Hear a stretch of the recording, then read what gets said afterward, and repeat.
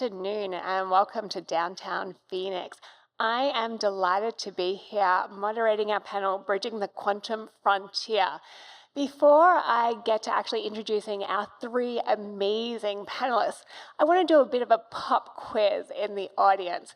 Who out there feels they know what quantum computing is? Raise your hand.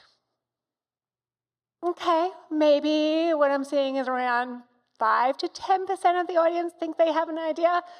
Who thinks that they could actually provide a definition of what quantum computing is?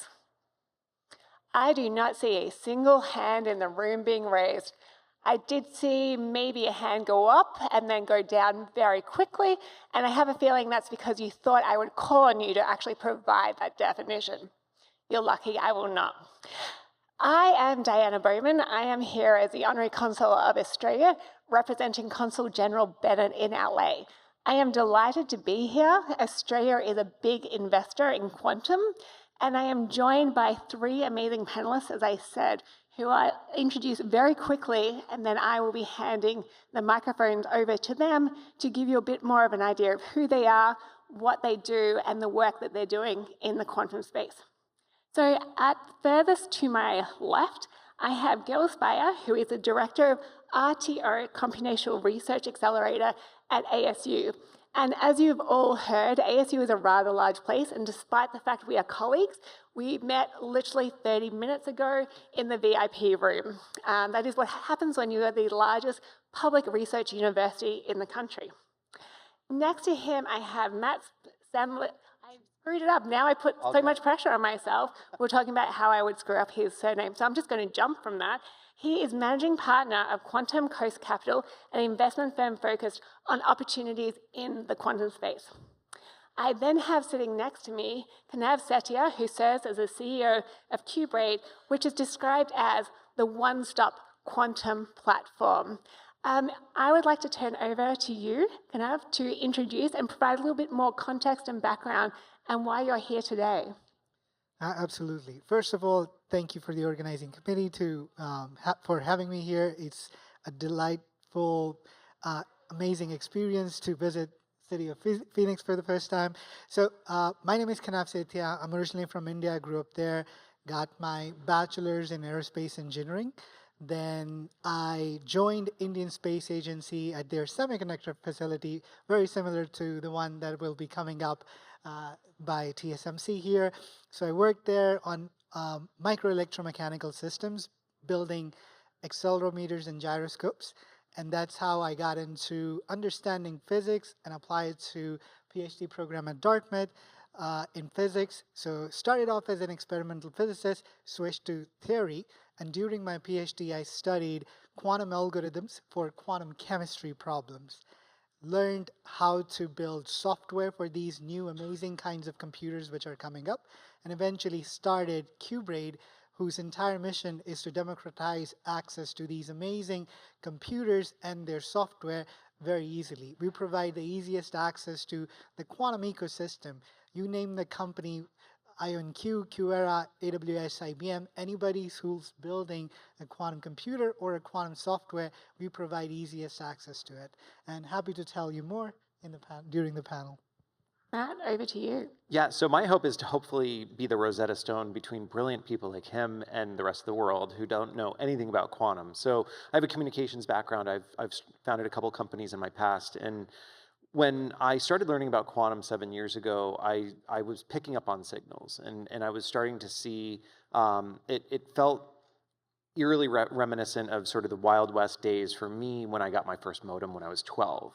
And it was this really great moment, and candidly, as great technology has been over the last couple of decades, it hasn't had that wow factor for me. It's just a better iteration of its previous counterpart. So for me, when I started looking at quantum, I was just fascinated, and it kind of had this incredible moment for me. And there is a lot of debate these days, especially the last couple of months, around what is the timing of quantum.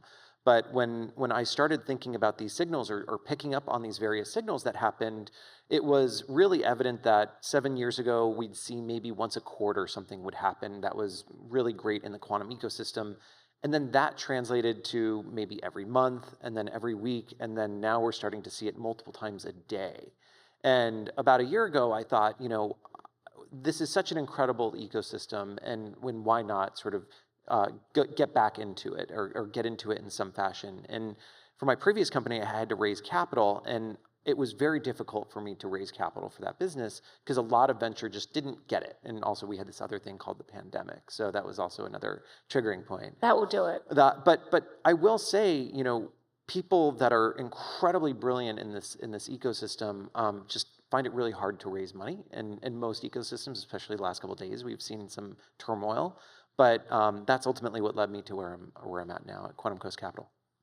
Incredible, especially given you're coming from a communications background and we're talking about a very highly technical emerging technology. It shows that really anybody can get into this space if they have a way in which to approach it. Gail, over to you. Okay, thank you. I appreciate the invitation. I think on this panel I might represent sort of the research and academic aspects that are involved here. I work at Arizona State University, part of the research administration in a group called the Research Technology Office. And what I personally do is I investigate and promote all kinds of computational tools that can be used for research. Obviously, AI and a lot of the different types of computational revolutions that are going on right now are all being promoted, but part of that portfolio is how to work in quantum computing. And so what we did within the Research Technology Office was we got together and sort of tried to come up with a way to network people at the university around a lot of these technologies, not just quantum computing, quantum networking, quantum sensing. And also a really key part of this is a workforce development piece where we're trying to identify students, develop them, and connect them to opportunities that might be in this space. So really looking forward to talking about this more. So you just threw around a lot of quantum terms there, but as we found out through my pop quiz, and nobody's ever going to let me moderate again, the term quantum is pretty much unknown, undefined for the average person. I would say it's mystical for most people. Is there somebody on this panel who would like to give the, definition 101 version of what we're actually talking about and why we're here and why countries like Australia and the US are actually investing billions of dollars in this technology? So I'm going to let you do the definition in a second here, but I want to stress that there's a lot of different areas, and he kind of mentioned this. So when people think of quantum, they're thinking about quantum hardware. So it's the computer or the QPU, as some people are referring to it, as sort of the brain or the chip that's processing all of these algorithms or certain algorithms. But there's also quantum sensing, as he mentioned, and then there's also quantum networking. And then what we sort of refer to as sort of quantum inspired, which is post-quantum encryption. So this is one of the sort of more emerging areas in the quantum field because that's the area where we're going to be protecting all of our data. So what I don't want is some kid in a basement somewhere logging onto a cloud and hacking everyone's Nest thermostats or something like that, right? Or it could be even much worse. But from the definition side, I think you can kind of get into it a little bit more. Oh, sure. And I can pass to you, Kanav. You can elaborate on anything I get wrong. I would say that if I had to boil down quantum computing to the fundamental, what makes it most attractive is it takes advantage of certain physical properties at the quantum scale, which is extremely small, at the scale of an electron. Two of which I think are really critical. One is called superposition, where if one can imagine the state of a switch being on or off, but at the quantum scale, you can actually have a superposition, which means that you can have a combination of states and it's kind of hard to conceive of, but you can at least imagine you can have something that could have a combination of states. The other aspect is called entanglement, which is when you can have two of these switches, which are correlated with each other in such a way that you can actually think of them as an ensemble together, and you can couple many of these. Now, what this allows you to do, if you can imagine a system, an ensemble, where you have all of these switches that are all sort of correlated together, that can basically have every single possible state combined within them, then that gives you a very unique way with a circuit or with some kind of a paradigm to be able to do some kind of computation you simply cannot do with a classical computer. This isn't going to work for every kind of problem. You're never going to open up Excel on a quantum computer. But there are specific problems which are uniquely that uniquely map to a quantum computing system that a classical computer simply cannot solve within any reasonable time. One of those being related to cryptography and being able to break the encryption that we have. But there are other problems that are very interesting as well. Anything to add? Mostly, I think you covered it. So the way I like to think about it, our world, the way we know it, the way we experience it, it is more closer to classical physics, which is what Newton and many other scientists came up with. Towards the turn of the 20th century, we discovered that as you reduce the size of, you reduce the scale and you go to microscopic level, the laws of the nature are very different. So if you imagine there's a wall of that high and I tell you to go past that wall, your intuition would be to go over it or go around it. In quantum mechanics, you can have a particle go through the wall. So you have these new kinds of properties that show up, which manifest as superposition, entanglement, and then you get to build new kinds of computers using and leveraging these properties, which turns out in certain cases, as Gil pointed out, allow you to do certain tasks much, much, much faster than what we are experienced with. And that's the entire reason why governments around the world and various industries, various companies are so excited about this new technology, because it's not just going to be faster by a given factor, but they'll be faster, exponentially faster at certain tasks. So this sounds pretty exciting when we think about the comparison to classical computing. But quantum must have some unique challenges associated when we think back or compare to classic computing. Would one of you like to comment, or all three, and jump on that?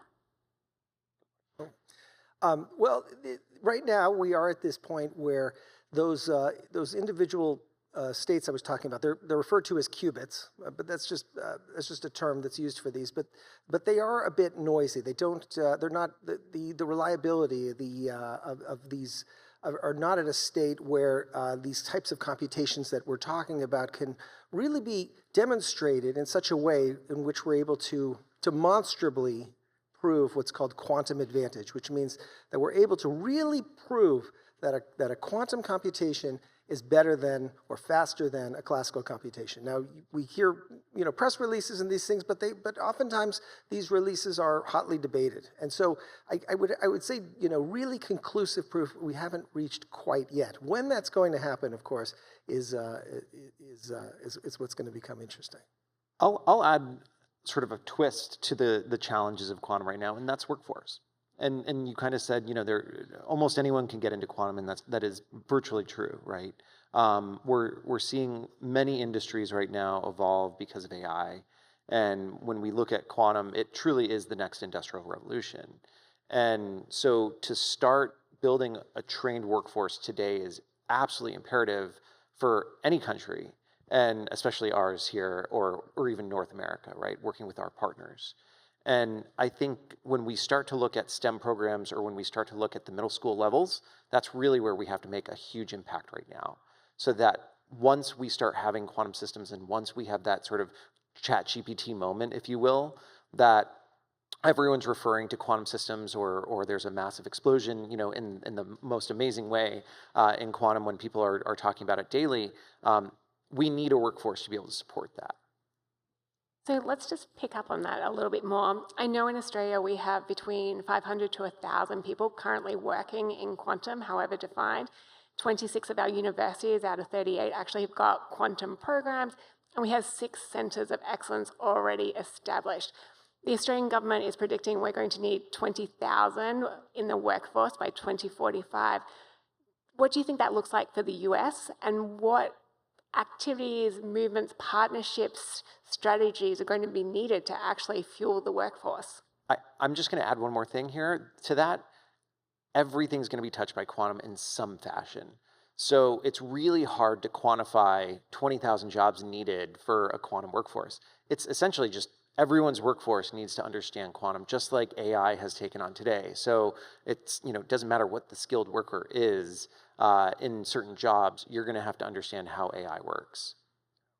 No, that's a really good point. It is going to tie. What we found when we were trying to promote, quantum computing and these other technologies across the university was there was a wide variety of interest across departments we really didn't expect. I mean, one would be the Department of Supply Chain Management in our business school, where people are trying to solve optimization problems that are very hard to solve on a classical computer. Imagine trying to route trucks to give deliveries. It sounds like it might be a straightforward problem. It turns out to be an incredibly hard problem to find the optimum route to have a series of drop-offs and pickups of different cargo across.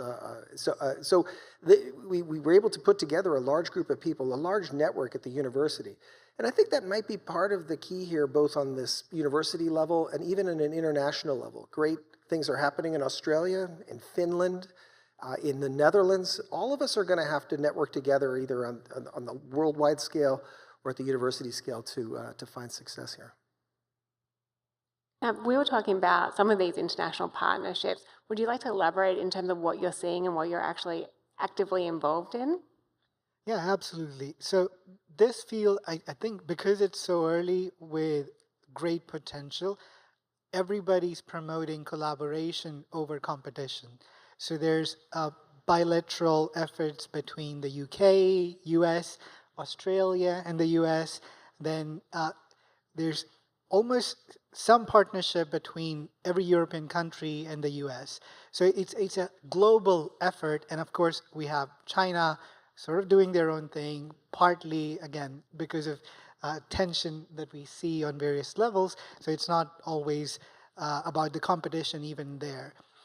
I think these efforts have manifested in collaborations and research efforts across countries. There are so many different research efforts funded between different countries, where researchers from both the different countries get funded by defense agencies or research science foundations of different countries. So you get to have like scientists coming together and going after a big effort.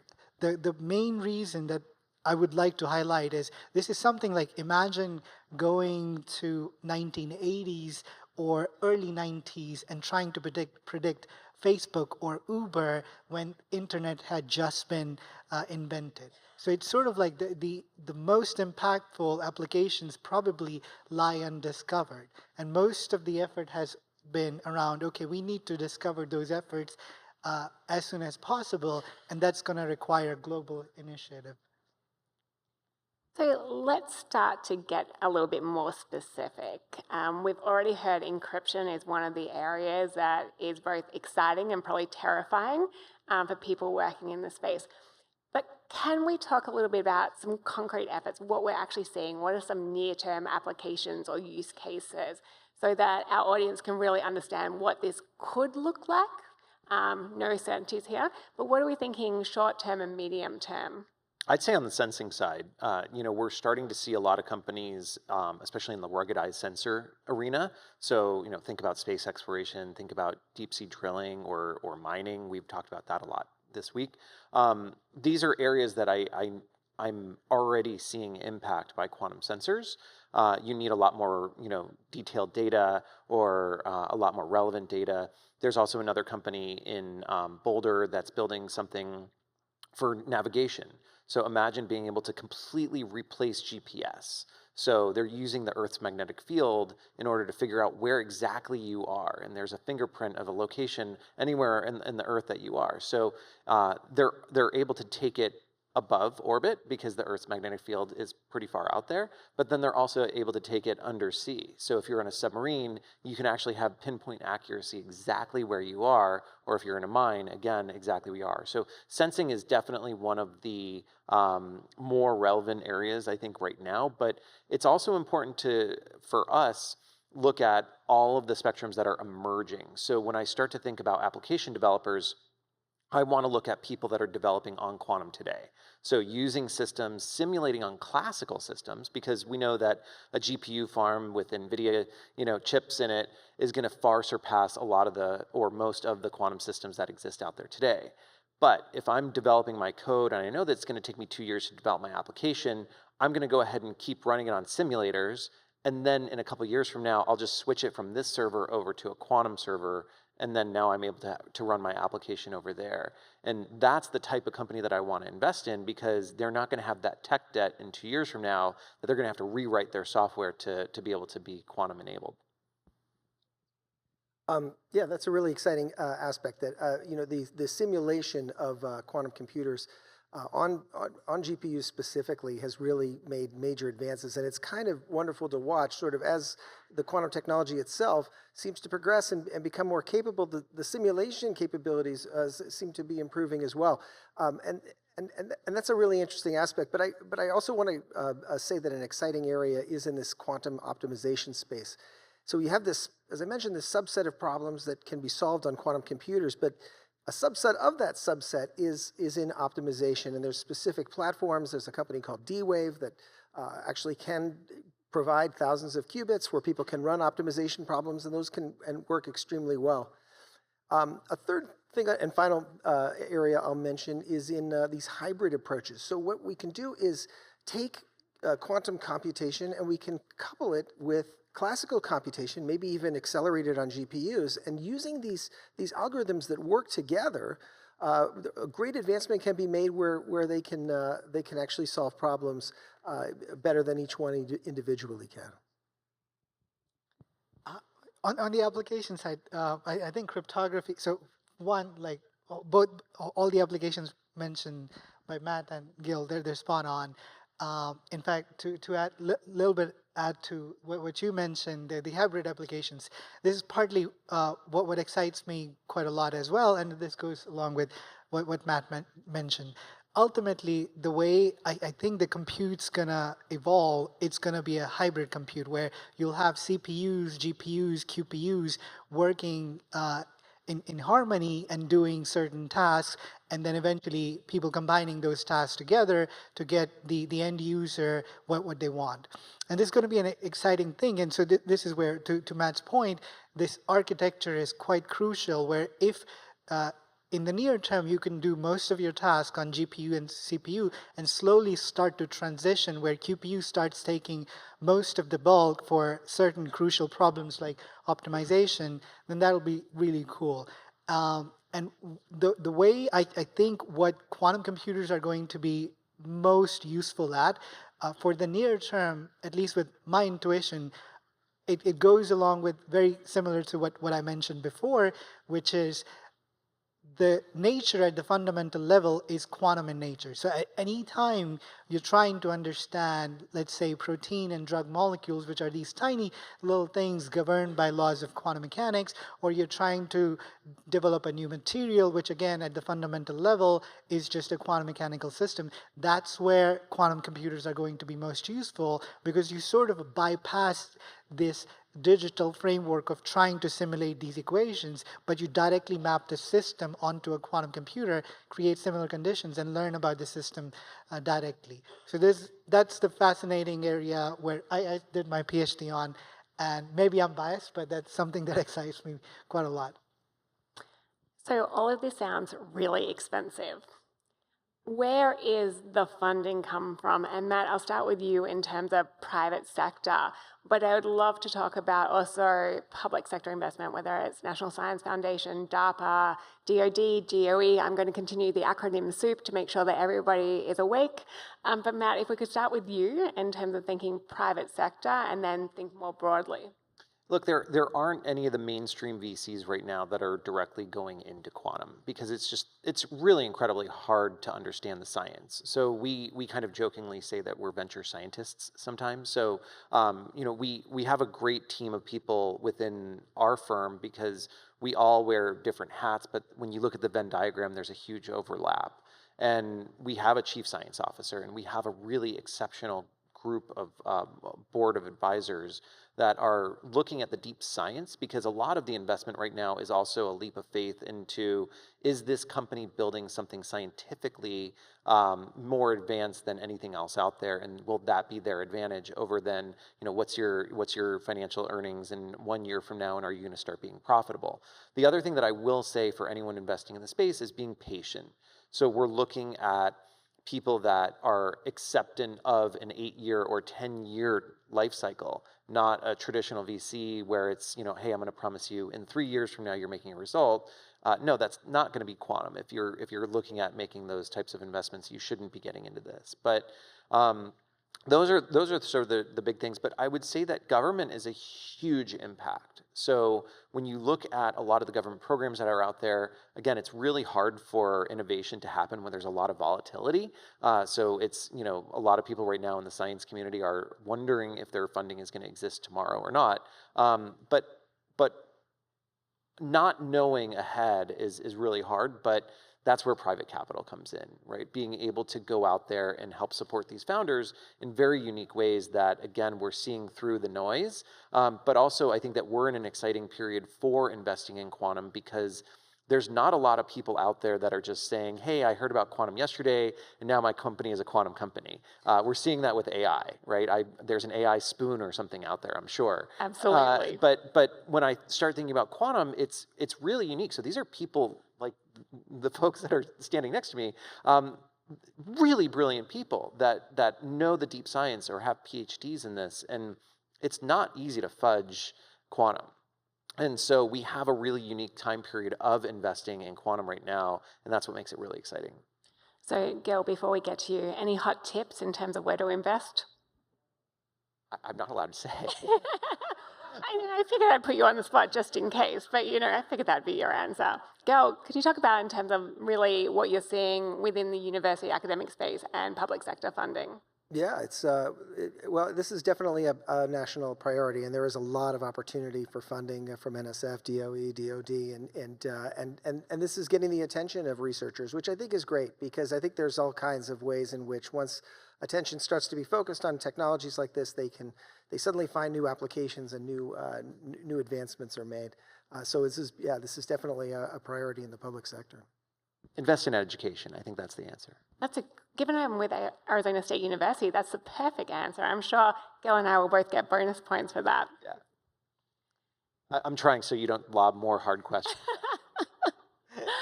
Okay, I want to talk about this one-stop quantum platform. Can you tell us a little bit about where that is going and what you're hoping to achieve?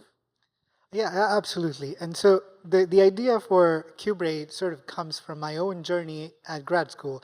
So it was 2017, and I already had some amount of quantum computing experience, but then I enrolled into this course on quantum computing.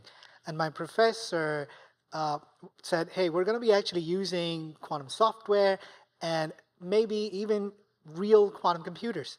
And so what happened next was all of us in the class spent maybe half a semester, which was like 6 to 10 weeks, just struggling to try and install software, right?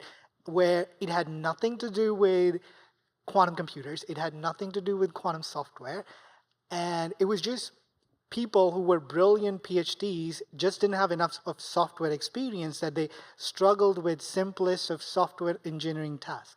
And that's where I decided, okay, there's going to be a market. As we go from maybe 500 to 1,000 people in this field to thousands and maybe hopefully millions someday, they will need easy and most streamlined access to quantum computers. And that's where I, along with my team, set out to create QBraid, where we like to pitch, if we take you from not knowing much about quantum to writing your first quantum program and ultimately running it on a real quantum computer, all in under 10 minutes. Now, whether you understand it or not, separate question, but we'll walk you through the mechanics and you'll be there. And so that's the main thing we've created. We're probably the most connected quantum startup in the world. We work with all the major players, including IBM, AWS, IonQ, QEra, Xanadu, NVIDIA, and many more companies, and provide their software and hardware at a click of a button. And so that's our mission, basically. What I started with was looking at the classical software engineering workforce, and that stood at 22 million. And as you put it, even back then in 2017 and 2018, there was this article that came out that there's probably less than 1,000 people in the world who are quantum experts. So I said, even if this field gets to 10% of what classical software is at right now, that's going to be 2.2 million. We're going to go from 1,000 to 2.2, and we want to help do that.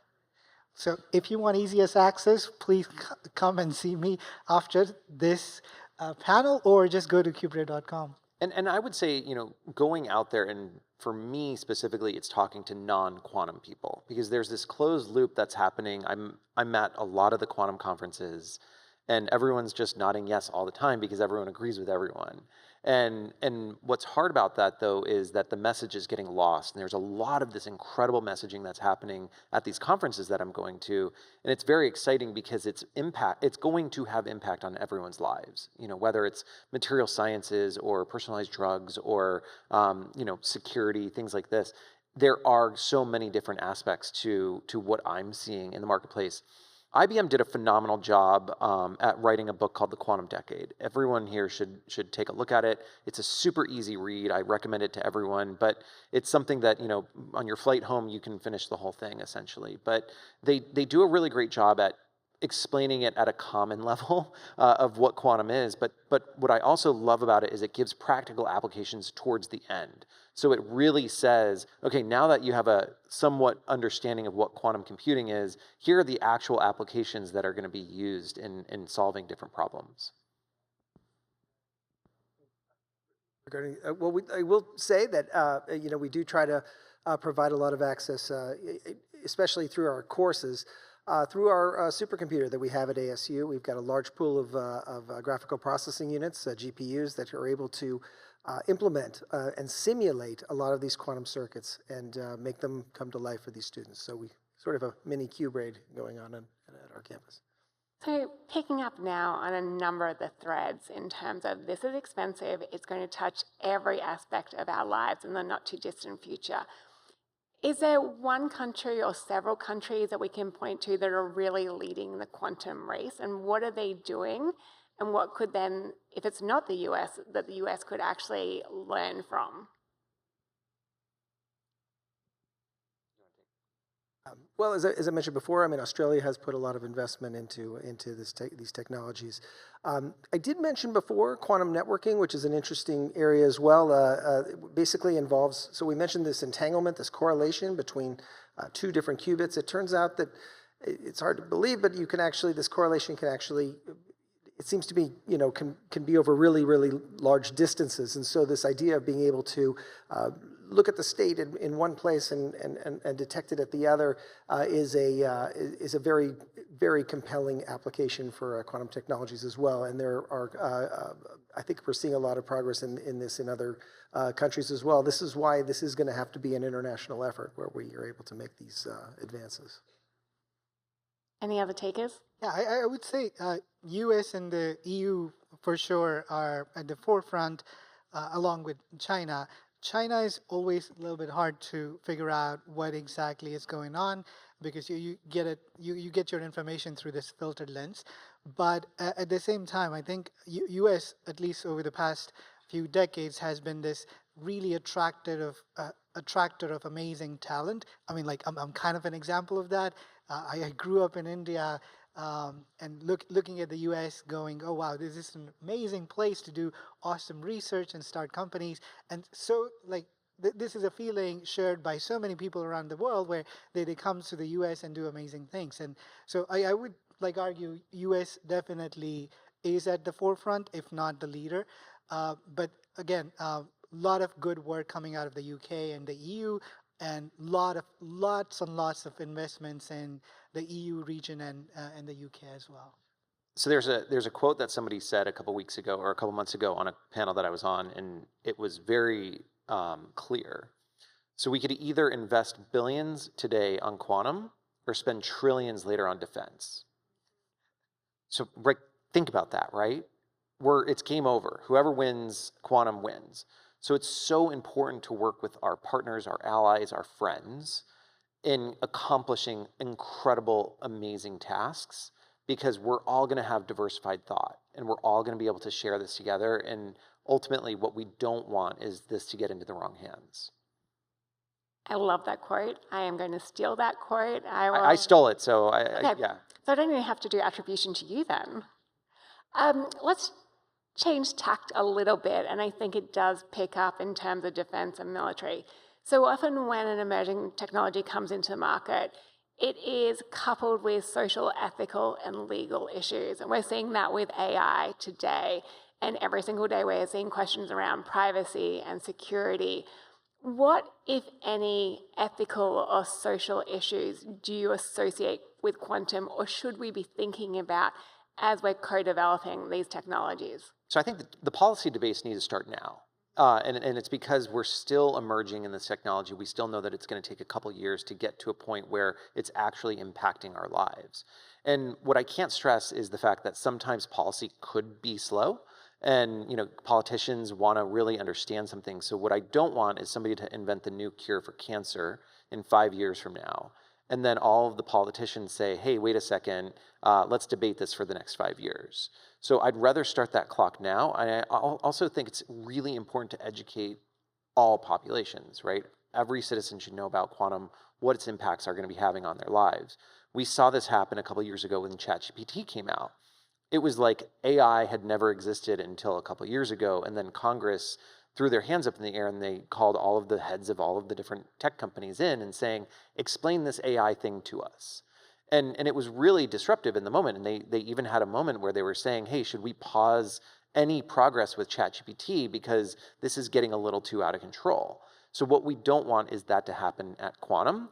And again, we see it on the horizon. We know it's coming. So let's start preparing for it now. Let me then kind of flip the question around a little bit, building on your answer, Matt. Go, what type of role should universities then have in terms of educating the legislature, in educating our populations, not just our students, just to get ahead of the potential kind of barrier? The intellectual barrier, you mean? The technological barrier? The knowledge barrier that often is the break for the legislature to put into place not necessarily good policy that actually responds adequately to the technology. Well, I would say that, the thing to most understand is that, the science of quantum computing is I think it's pretty solid. Really what we have is not a science problem in terms of getting to the quantum advantage, but it is an engineering problem. And that means that this is something we're on this progress, we're making progress to a point where there is going to be something that is going to happen. I don't think this is a theoretical thing. I think this is, when is that turning point going to happen? We don't know. But I think a good comparison is to AI. AI we've known about for decades and its potential. But what was that inflection point? And some people might say when DeepMind developed AlphaGo, and or maybe it was just last year when the Nobel Prize went to AI in physics and in chemistry. But I think maybe the technological inflection point was probably about in 2012 when AlexNet, which was basically a classification engine for neural nets, was shown to just do one thing. It was able to show that you could train a neural net in days rather than months, and that really started everybody. It suddenly caught everyone's attention, and this was a development that was so significant that the conference it was delivered at, which was at the NVIDIA Global Technology Conference, pretty much became an AI conference as it is today. I mean, this is what's happened. Similarly, with quantum computing, there's going to be this major inflection point, and I just think that people need to understand that this isn't sci-fi. I think this is and this is something they should take seriously. Kanav, if you could put one message in front of the legislature to make them feel comfortable with quantum, and so they don't do this, breaks on, let's think about this, put policies in place, what would it be? Understand quantum better, because I think that honestly ties the previous two questions together. I'm a bit of a techno-optimist. And so I do think if you put in enough thought in building technology the right way, you're going to get mostly just the benefits. I mean, of course, there's going to be some downsides, but the benefits will outweigh the risk or any harm. And so this is where, when you understand something better, you understand the risks better. You understand how to design it better. And so the policy, actually, the debate did start a few years ago, and there were some export controls which, when came out, all of us, including me, were complaining. It was like, it doesn't make any sense. You did not understand the technology well. So understand the technology better would be my message. So let's keep thinking about then the education and the workforce development. I know we've gone in a full circle there. What does this look like in terms of trying to get middle school kids or high school kids excited about quantum? Because they are going to have to be the workforce of the future. We need to capture their excitement and attention there, not necessarily at the university level. So how are we thinking about that, and what can we do in terms of at a local level, a state level, in terms of our boards of education to get excitement? I think it's what he just said, it's educating everyone on what quantum is. And so I think it's important for parents to understand what will be there for their children in the future, right? There's a lot of debate that's been happening in the last couple of years on, do I teach my child AI? And it's kind of a hard debate. And somebody said, I think it was a Harvard professor, that was like, AI isn't going to replace humans. It's humans with AI that are going to replace other humans. And I think it's really important to kind of think about that, right? I don't know how to program my phone, but I know how to use it every day, and I use it every day. And so, again, because this is something that touches my life, I do have to have some understanding of it. With quantum, again, I think there's a really great program. The coding school out of San Francisco is a 2-week boot camp for middle school students, online course that they could take. That's really, really good founding team. And then there's other diversity programs out there. So there's a couple women out of the UK that are doing something called the Tech Bros, and it's aptly named just because they want to have more women in quantum. And so there's a lot of these programs that exist out there if you search for them. And again, you don't have to sit there and learn how to program a computer or learn what quantum physics is, but it's more about how can I get into an ecosystem and maybe support it in some capacity. So my first program as part of QBraid was actually with high school students. And in fact, the very first program by the coding school, QBraid supported it. And my biggest learning was high school students are much fast learner compared to high school teachers or anybody who's past the age of, 25 to 30. And if you think about it, it kind of makes sense, because people or students who are just learning about Newtonian physics, they're learning it. They're fresh, and they're looking at everything as a new perspective. So for them, it's really hard to grasp those rules, which when given to them, they go, okay, these are just like Newton's laws. When you gave me Newton's laws, I just took them, ran with it, and solved a whole bunch of problems. So instead of, if you give them quantum mechanical laws, they do exactly the same thing. So it's fascinating that a bunch of high school students were able to solve a whole bunch of quantum computing programs compared to their high school teachers, which barely made any progress. But so I think starting early is definitely super helpful, and people should be talking about these new technologies super early on. I'll just mention that we have definitely paid a lot of attention at ASU to K through 12, as my fellow panelists have pointed out. I mean, introducing these things at a young age, some of these concepts, makes them a lot more intuitive. Not that any of us are too old to learn anything, but I think that these young people do seem to, when they're introduced to these things, do seem to do pretty well. We have worked with a program called Qubit by Qubit. There's a program out of NAU called Mira Sparks. These are great programs that are trying to address that group of people. So I'm going to continue this theme. So you talked about tech pros in terms of women who are working in quantum. What does the current workforce in terms of women in quantum look like? From what I've seen, it's still very much so the tech bro industry. But I will say that I've seen a lot more women emerging into this field, and it's more scientific. I also love the fact that quantum in general has been very welcoming. So it's a community of people that are absolutely incredible, and it's not the closed off mindset that I've seen in Silicon Valley. So, typical tech is, I don't want you to know what I'm building until it's launched and released and it's out there in the world. For quantum, it's a community. It's, hey, I'm working on a problem. Can you help me solve it? And it might be a total direct competitor, but it's people really working together, because I think that everyone sees the ultimate goal out there, and it's not necessarily something that they want to keep for themselves. And that is very encouraging, especially as I am the mother of a 10-year-old female who loves STEM and has embraced ChatGPT and generative AI, and she can probably hack my phone and No, she is. I know, that's the really scary thing, and I really hate it when she gets into Amazon and suddenly all the parcels arrive 2 days later and I have no idea what I've just purchased. So we've only got a few minutes left, so I want to frame this question as, what is it that keeps you up at night in terms of quantum, and what is it that makes you go to sleep very quickly as you think about quantum? And Gail, I'll start with you. So by goes to sleep really quickly, you mean that bores me? What worries you in terms of keeping you up at night, and what makes you really excited and happy and relieved in terms of where we're going with quantum?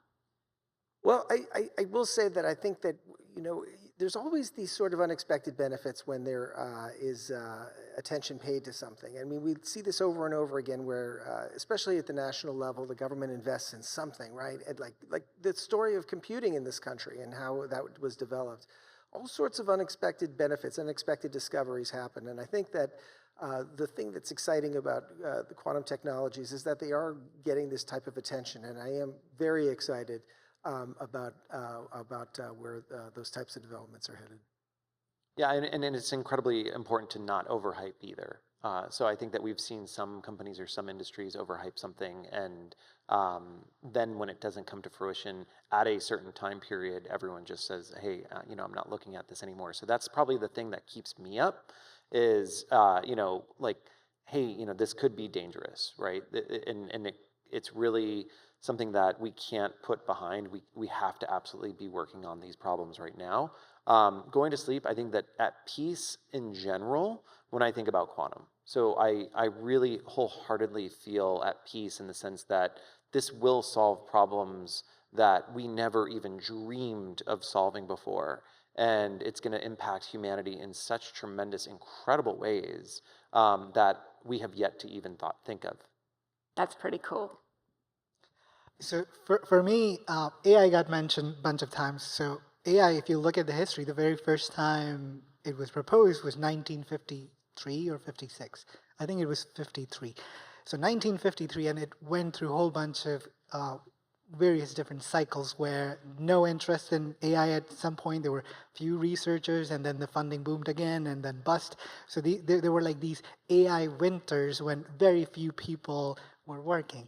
So I worry sometimes if we're not making enough progress, the funding's going to dry up, and then the progress in the field would slow down. So that's something that keeps me up at night, and how to mitigate that. One of the things would be being always true to everyone, all the people who are funding this initiative, all the taxpayers. And then what puts me back to sleep is similar to what Matt mentioned, where this new technology allows us to understand nature at its fundamental level. Even if you can know everything there is to know about a tiny system, it's still probabilistic, and that bothers me in a good way. And I go to sleep thinking about that. Well, this has been an incredibly rich conversation. I hope everybody out there feels that they have a little bit more of understanding in terms of what is quantum, what is coming down the quantum road.